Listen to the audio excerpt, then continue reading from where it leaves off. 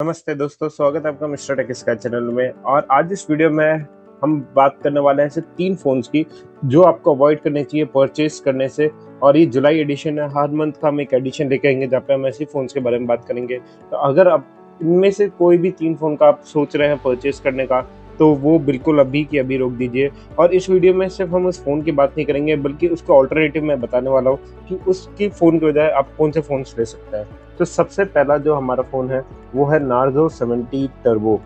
Okay, और अगर मैं इसका रीज़न बताऊं कि इसको क्यों छोड़ना चाहिए, सबसे पहला processor MediaTek Dimensity 7200, great chipset है, बट इसके अंदर जो प्रॉब्लम है हीटिंग इश्यूज़ का, थर्मल इश्यूज़ का बहुत ज़्यादा है।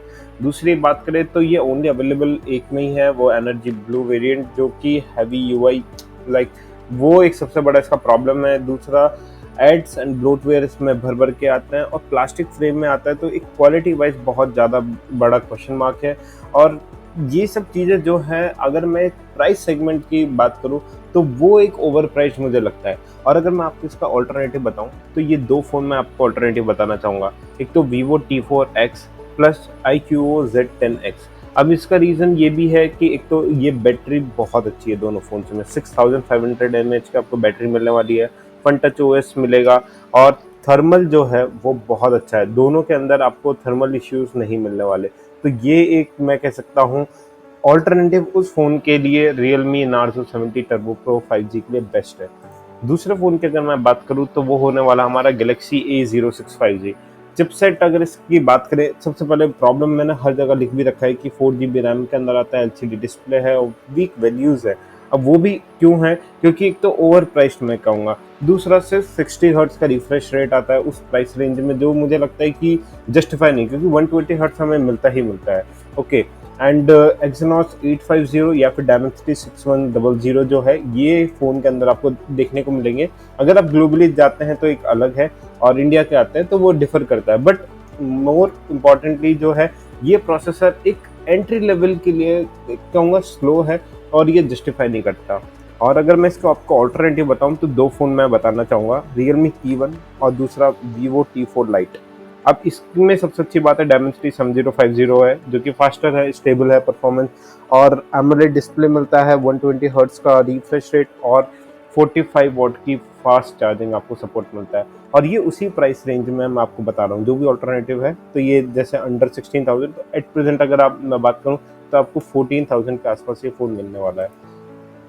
थर्ड की बात करूँ, लास्ट की, जो नहीं खरीदना चाहिए, वो है Oppo K13X 5G।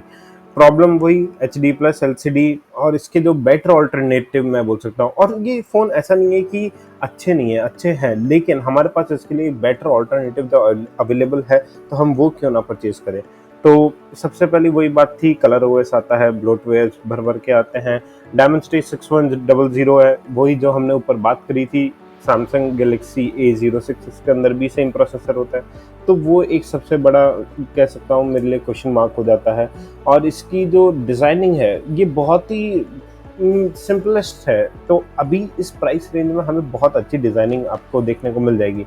और मैं इसका आपको ऑल्टरनेटिव बताऊँ तो iQOO Z10X and Poco M7 Pro 5G। अब इन दोनों के design in comparison to Poco या फिर ओप्पो K13X जो है वो बेटर है। और इसके अंदर Dimensity 7300 मिलता है, जो एक नया है, 6 नैनोमीटर के ऊपर बेस्ड है, 120 हर्ट्ज़ का रिफ्रेश रेट आता है, AMOLED डिस्प्ले आपको देखने को मिलेगा। तो ये एक मैं कह सकता हूँ कि बहुत सही इनको ऑल्टरनेटिव्स हैं। और अगर आपको और भी ऐसे ही फ़ोन चाहिए, लेट्स से आपको और क्वांटिटीज़ में चाहिए, तो कमेंट में ज़रूर बताइएगा। और ऐसे ही वीडियोज़ के लिए चैनल को सब्सक्राइब, वीडियो को लाइक करना बिल्कुल ना भूलिए। And thank you for watching mister take.